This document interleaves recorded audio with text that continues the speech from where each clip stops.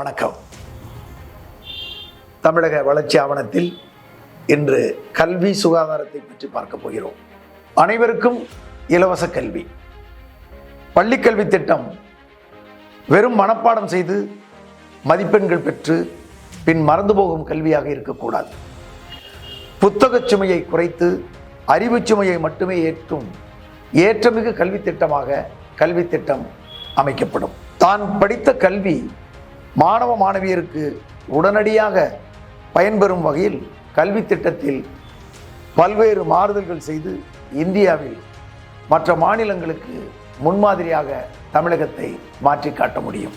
பள்ளிக்கல்வி அனைத்து தரப்பினருக்கும் இலவசமாக்கப்படும். அது மட்டுமின்றி கல்வி கட்டாயமாக்கப்படும்.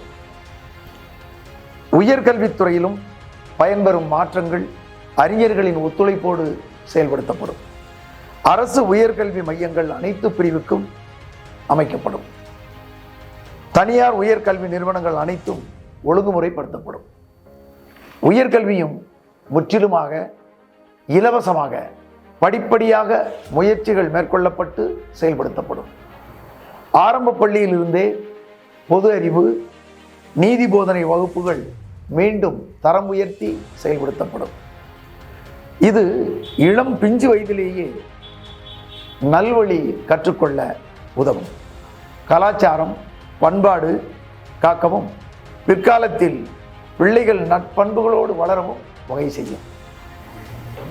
நன்று எது தீது எது என தெளிவாக பகுத்துணர்ந்து வளர உதவும். ஏற்கனவே குருகுல காலத்திலிருந்து இன்று வரை தொடர்வதுதான் அது. காலப்போக்கில் அது குறைந்து போனது.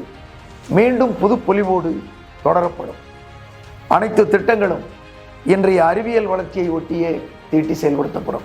பள்ளிக்கல்வியிலேயே அரசியல் பாலியல் போன்ற பாடங்களை மாணவர்களுக்கு கற்பித்து பயிற்றுவிக்கப்பட்டு தெளிவுபடுத்தப்படும்.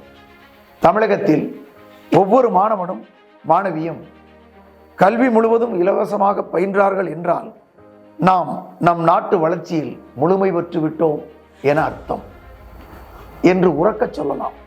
அந்த நிலையை அடைய எந்த விலை கொடுத்தேனும் செயல்படுத்த அனைத்திந்திய எம்ஜிஆர் மக்கள் முன்னேற்றக் கழகம் தயங்காது. தனியார் கல்வி நிலையங்கள் படிப்படியாக முழுவதுமே 2 ஆண்டுகளுக்குள் அரசுடைமையாக்கப்படும். சுகாதாரம் அரசு மருத்துவமனைகள் மேம்படுத்தப்படும்.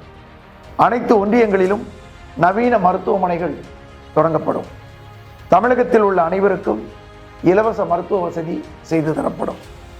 பெண்களுக்கென சிறப்பு மருத்துவமனைகள் அமைக்கப்பட்டு பெண்களின் பிரசவகால மருத்துவ சிகிச்சை, வயிறு, கர்ப்பப்பை, மார்பக சிகிச்சைகளும் சிறப்பாக அளித்து பெண்கள் உடல் நலம் பேணப்படும். அனைவருக்கும் உயர்தர மருத்துவ சிகிச்சை இலவசமாக்கப்படும். வெறும் குப்பை கூளங்களை அகற்றுவது மட்டுமே சுகாதாரமாகிவிடாது. அதுவும் ஒரு பகுதியே.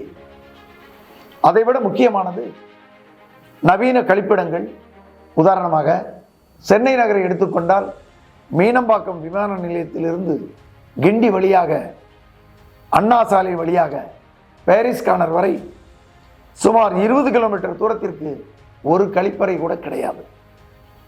நடுவிலே 5 கிலோமீட்டருக்கு ஒரு கழிப்பறை வீதம் சாலை ஓரமாக நவீன கழிப்பறை கட்டினால் மக்களுக்கு பெரிதும் பயன்படும். குறிப்பாக பெண்களுக்கு பயன்படும்.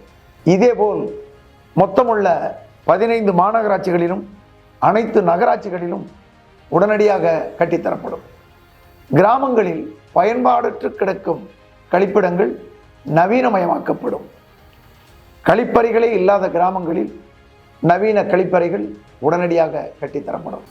தனியார் மருத்துவத்துறை முழுவதுமாக 2 ஆண்டுகளில் அரசுடைமையாக்கி பொதுமக்கள் பயன்பாட்டுக்கு அளிக்கப்படும். நன்றி.